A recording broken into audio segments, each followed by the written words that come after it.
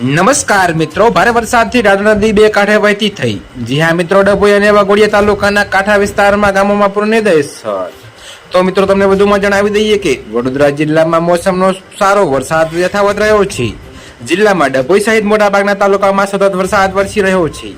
ખાસ કરીને વાઘોડિયા અને ડભોઈ તાલુકામાં ભારે વરસાદને કારણે ડાઢ નદી બે કાંઠે વહેવા લાગી છે. તો મિત્રો નદીમાં નવા નીર આવતા આસપાસના વિસ્તારના લોકોએ રાહતનો શ્વાસ લીધો છે. પરંતુ કાંઠા વિસ્તારમાં આવેલા ગામોના રહીશોમાં ચિંતા ફેલાય છે. જી હા મિત્રો, તો તમને જણાવી દઈએ કે ઉપરવાસમાં સતત વરસાદને કારણે ડાઢ નદીમાં પાણીના સ્તરમાં વધારો થયો છે. ખાસ કરીને ડભોઈ તાલુકાના રાજડી, અંગુઠણ, નારિયા, અંબાવ સહિતના ગામોમાં નદીના પાણી ફરી વળવાની શક્યતા વ્યક્ત થઈ રહી છે.